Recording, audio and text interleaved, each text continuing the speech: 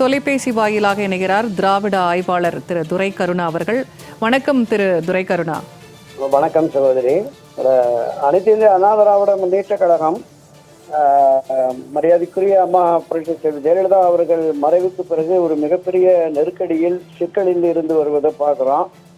தொடர்ந்து ஒரு பின்னடைவு சரிவு, குறிப்பாக அதிமுகவினுடைய ஒற்றை தலைமை என்று எடப்பாடி பழனிசாமி அவர் இந்த கட்சியை வழிநடத்த முனைந்த பிறகு ஒரு கட்சியினுடைய அடிப்படை விதிகளை திருத்தி தன்னை பொதுச் செயலாளராக நிலைநிறுத்தி கொண்ட பிறகு கட்சி மிகப்பெரிய சரிவை, பின்னடைவை, பெரும் தோல்வியை சந்திச்சு இருக்கு. 2021 தேர்தல் காலம் முதலே தொடர்ந்து கடந்த 5-6 ஆண்டுகளாக இந்த விஷயத்தை பொது ஊடகங்களில், காட்சி ஊடகங்கள்ல, வலைத்தளங்கள்ல நான் பேசி வருவதை நீங்கள் அறிவீர்கள். இன்றைக்கு அதனுடைய ஒட்டுமொத்தமாகத்தான் கட்சியினுடைய நிர்வாகிகள் திரு வேலுமணி அவர்களும் திரு நத்தம் விஸ்வநாதன் அவர்களும் பொதுச் செயலாளர் மனம் திறந்த மடலை எழுதியிருக்கிறார்களே, அதுல அதனுடைய உண்மையிலேயே அதிமுக ஒன்றுபட்டால் தான் வெற்றி பெற முடியும், விலக்கி வைக்கப்பட்டவர்கள், விலகிச் சென்றவர்கள், அதிருப்தியாளர்கள் அத்தனை பேரையும் ஒன்றிணைந்தால் மட்டும்தான் இனி அதிமுக எதிர்காலம் அப்படிங்கிற பார்வை கட்சியினுடைய மூத்த நிர்வாகியிலிருந்து கடைசி தொண்டர்கள் வரைக்கும் வந்துருச்சு. ஆனாலும் கூட எடப்பாடி பழனிசாமி இன்னும் பிடிவாதமாக இருக்கிறார். இது மேலும் மேலும் எந்த தேர்தல் வந்தாலும் இனி அதிமுக வெற்றி பெறாது என்கிற ஒரு பொதுவெளி பார்வை மக்கள் மத்தியிலையும், தொண்டர்கள் மத்தியிலையும், அரசியல் கட்சியினர் மத்தியிலையும் ஏற்பட்டு போயிடுச்சு. ஏன்னா நீங்க திமுக வெர்சஸ் அதிமுகவின் இருந்த காலத்திலேயே இப்படிப்பட்ட நிலை. இன்றைக்கு 2026 தேர்தலுக்கு பிறகு தாவேக்கான ஒரு பெரிய சக்தி ஆட்சி அதிகாரத்திற்கு வந்துருச்சு.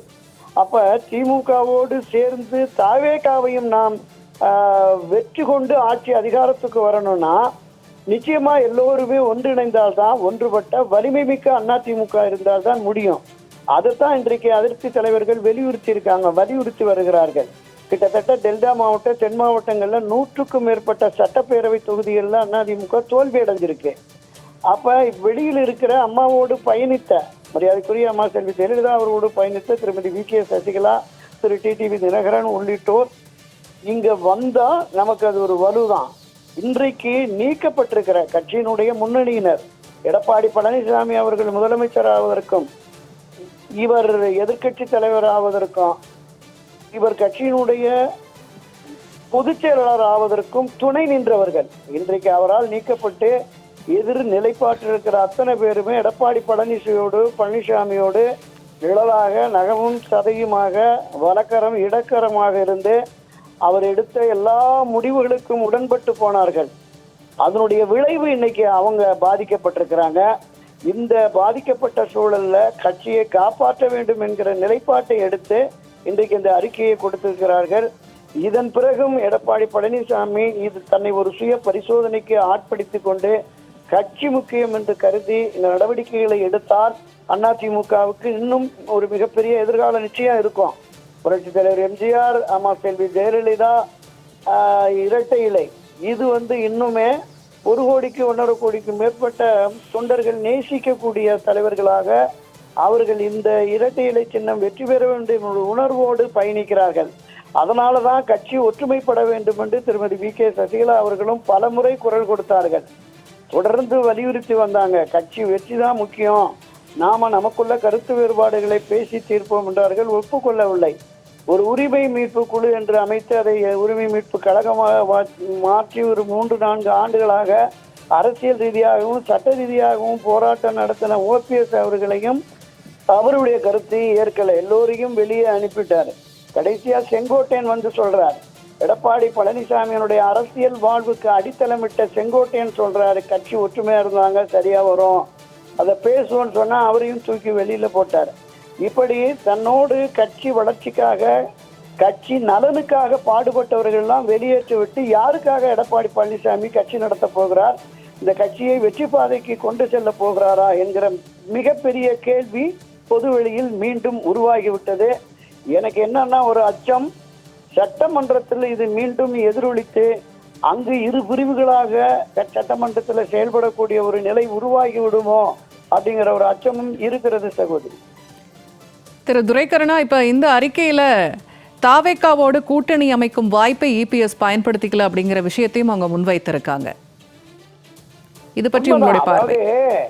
நீங்க பிரச்சார கூட்டத்துல போற போது நாமக்கல்ல சேலத்துல ஏதோ ஒரு இடத்துல அந்த கொடியை தாவேகா கொடியை பார்த்துட்டு ரொம்ப உணர்ச்சி வசப்பட்டு பேசினார்ல, அதோ வெற்றி கொடி பறக்கிறது, பிள்ளையார் சொல்லி போட்டுட்டான், ஒரு மிக பிரம்மாண்ட கட்சியோடு கூட்டணி அமைக்க போறோம்னு சொன்னார்ல, அதுதான் தாவேகாவோட தான் அப்படிங்கிறது தான் வெளிப்படையா தெரியும். அங்கேயும் போய் முதலமைச்சர் நானு, நீங்க இணை முதலமைச்சர் துணை முதலமைச்சர்னு போட்டுங்க அப்படிங்கிற மாதிரிலாம் பேசினதுனால அந்த பிரேக் ஆயிடுச்சுங்கிறாங்க. தொகுதி அதிகமா கேட்டதுனால தன்னை முன்னிலைப்படுத்தி தான் தான் எல்லாம் என்கிற அந்த அதிகார போக்கோடு எடப்பாடி பழனிசாமி செயல்பட்டதனுடைய விளைவு தான் அங்க பிரேக் ஆச்சு. இப்போவும் எந்த திமுகவை வீழ்த்த வேண்டும் என்று 54-55 ஆண்டுகளாக நம்ம போராடி பயணித்து வருகிறோமோ அந்த திமுக ஆதரவோடு கூட தான் முதலமைச்சராக வேண்டும் என்று விரும்பினார் அப்படிங்கிற மாதிரி எல்லாம் நம்ம பார்த்தோம். அப்போ இந்த நிலைப்பாடு என்பது கட்சி நலனுக்கு உகந்ததில்லை அப்படிங்கிறது தான் கட்சியினுடைய இன்றைக்கு போர்க்குரல் எழுப்பி இருக்கிற முன்னணியினுடைய விஷயமா இருக்கிறது. தேர்தலுக்கு பிறகும் கூட எந்த திமுகவை வீழ்த்த வேண்டும் என்று நாம் பாடுபட்டோமோ அந்த திமுகவை தாவேகா வீழ்த்திய அரசுக்கு வந்துருச்சு.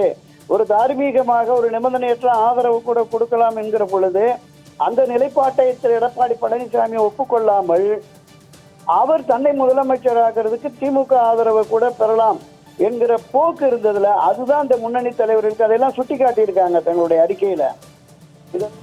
செயற்குழு பொதுக்குழுவை கூட்டுவோம்னு சொல்லியிருக்காரு. அடுத்த மாதம் செயற்குழு, அதை தொடர்ந்து டிசம்பர்ல பொதுக்குழு கூட்டுறதா எடப்பாடி பழனிசாமி தரப்புல இருந்து சொல்றாங்க.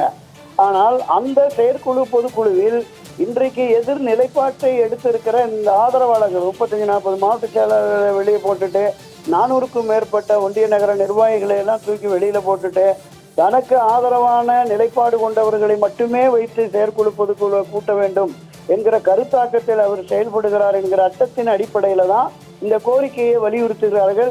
இந்த கோரிக்கை ஏற்கப்படுகிறதா நிராகரிக்கப்படுகிறதா என்பதை நம்ம பொறுத்திருந்து பார்க்கலாம் சார்.